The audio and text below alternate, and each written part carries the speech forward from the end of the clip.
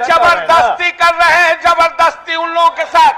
आप सिर्फ उनको सरकारी शिक्षक बनाने की बात कही है, आप उसको पनिश करना चाहते हैं।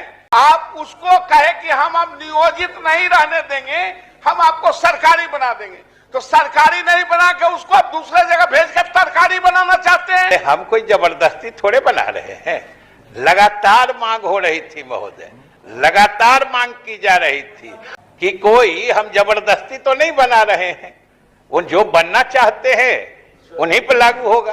सब तो इनका भरा हुआ है, तो वो 3 जिला में कहां ब्लाइंडली देगा? माननीय मंत्री इसको स्पष्ट कर दें। माननीय सदस्य, तब क्या होगा आपके हिसाब से? क्या करना चाहिए? कुछ नहीं करना चाहिए। कहां पोस्टिंग करना चाहिए? पोस्टिंग कह रहा हूं, बिना पोस्टिंग के पढ़ा रहा है। अरे ये तो आप जबरदस्ती ये जबरदस्ती कर रहे हैं, जबरदस्ती उन लोगों के साथ। आप सिर्फ उनको सरकारी शिक्षक बनाने की बात कही है, आप उसको पनिश करना चाहते हैं। हम पूछ रहे हैं महोदय कि जो 20 साल से एक जगह स्कूल में काम कर रहा है, आप उसको कहे कि हम अब नियोजित नहीं रहने देंगे, हम आपको सरकारी बना देंगे, तो सरकारी नहीं बना के उसको आप दूसरे जगह भेज कर सरकारी बनाना चाहते हैं। आप इसका मतलब क्या महोदय? जब आपके पास वैकेंसी नहीं है तो 3 जिला में कहा किस स्कूल में भरेगा? मैं माननीय मंत्री से जानना चाहता हूं महोदय, वैकेंसी दिखलाया जाए। 3 जिला हम मांग ही रहे हैं और वो कह रहे हैं नवल जी कि कौन 3 जिला देगा? वो 3 जिले देने हैं जहां रहने में आपको सुविधा होगी। सीधी बात है, क्यों है?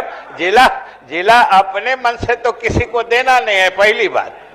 दूसरी बात, नवल बाबू ने कहते कहते कह दिया कि आप शिक्षक के साथ जोर जबरदस्ती कर रहे हैं, अन्याय कर रहे हैं। महोदय, सरकार शिक्षकों को पूरे सम्मान की दृष्टि से देखती है और मानती है कि शिक्षक समाज और सूबे के भविष्य निर्माता है। इसीलिए उन्होंने जो कहा कि आप शिक्षक को सरकारी बना रहे हैं, अरे हम कोई जबरदस्ती थोड़े बना रहे हैं, लगातार मांग हो रही थी महोदय, लगातार मांग की जा रही थी और संयोग से सदन गवाह होगा कि यही माननीय सदस्य लोग भी इसी सदन में मांग कर रहे होंगे। और हमने तो एक तरीका निकाला है कि उनको, उसमें भी उनका चॉइस है कि कोई हम जबरदस्ती तो नहीं बना रहे हैं, वो जो बनना चाहते हैं उन्हीं पर लागू होगा। महिला शिक्षकों के बारे में हम प्रश्न किए माननीय मंत्री जी से। जिन ऐसे महिला शिक्षिका हैं जिनका पति है मधुबनी में, पत्नी औरंगाबाद में, तो ऐसे जो महिलाएं हैं जिनके छोटे छोटे बच्चे हैं, जिनका नौकरी परिवार के लिए करते हैं, उनका परिवार टूट रहा है, हम विशेष रूप से महिला शिक्षिकाओं के लिए प्रश्न किए हैं माननीय मंत्री जी से। महोदय, ऐसे दिव्यांग हैं जो घर से बाहर नहीं जा सकते पढ़ाने के लिए, उनको एक सहारा की आवश्यकता होती है और उस सहारे के चलते वो पढ़ा पाते हैं। ऐसे बहुत सारे दिव्यांग हैं जिसके लिए पहले भी सरकार ने योजना बनाई थी और ये जो व्यवस्था लागू हुई, इस व्यवस्था में पूरी तरह हमारी व्यवस्था चरमरा जाएगी। हम तो कहेंगे माननीय मंत्री से इस पर विचार करें और जो आपने 3 ऑप्शन दिया है, उस तीनों ऑप्शन में उनको अलाउ करें कि भाई जिस ऑप्शन को हम चाहते हैं उसी ऑप्शन में हमको परमिट किया जाए सरकार की तरफ से। 3 ऑप्शन में तो एक होगा ही नहीं, ये 3 ऑप्शन दिया गया महोदय विभाग पर है कि विभाग कहाँ भेजेगी। अभी अपने मंत्री जी ने कहा कि मेरिट लिस्ट के आधार पर उनको भेजा जाएगा। हमारा सभापति महोदय दिया जाए कि 3 ऑप्शन में जहाँ चाहे वो वहाँ रहे। नहीं सभापति महोदय, यदि ऐच्छिक होता तो ये समस्या कैसे होती? समस्या ही नहीं होती। ऐच्छिक होता मंत्री जी तो इतने अच्छे तरीके कि लोगों को समझ ही में नहीं आता है। महोदय, वैकेंसी नहीं है शिक्षकों के सामने, अगर वैकेंसी रहेगी तब न वो देंगे कोई जिला।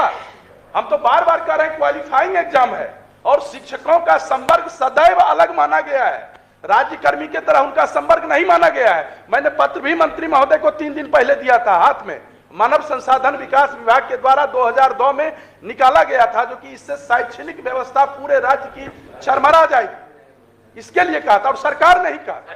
हमने कहा है कि स्थानांतरण नहीं होगा इनके ऐच्छिक जगह पर, लेकिन पदस्थापन, ये पहले पदस्थापन की बात है, अभी स्थानांतरण कहाँ हो रहा है? अभी तो उनका संवर्ग बदल रहा है और संवर्ग बदलने के लिए पहले पोस्टिंग के लिए ये मांगा जा रहा है। उसके बाद तो हम बार बार कह रहे हैं। और जो प्रमोद जी का प्रश्न है, जो महिलाओं के लिए विशेष सुविधा की बात आप कह रहे हैं, जिस पत्र का हवाला हमने दिया मंत्रिमंडल सचिवालय से, जो सभी सरकारी सेवकों को के लिए निकला हुआ है, उस पत्र में महिलाओं को विशेष प्राथमिकता देने की भी बात है, वो भी उससे कवर्ड होंगे। लेकिन ये आने वाले समय में, इसमें अभी तो महोदय हम साफ साफ कह रहे हैं कि अभी तो चूंकि उनका संवर्ग बदल रहा है, उनकी मांग से उनको सरकारी सेवक बनाया जा रहा है, इसलिए ये पहले पदस्थापन के लिए 3 इच्छा के जिले मांगे गए हैं। पदस्थापन की बात हो रही है, जो बीपीएससी से भी गए उनका, जो नियोजित शिक्षक महिलाएं हैं वो तो उनके साथ अन्याय हो रहा, वो तो जहां के तहां, वो तो अपने परिवार से दूर है। उस नियोजित शिक्षक में भी पति पत्नी दोनों का हो गया है, और एक दूसरे जगह है, एक दूसरे जगह है।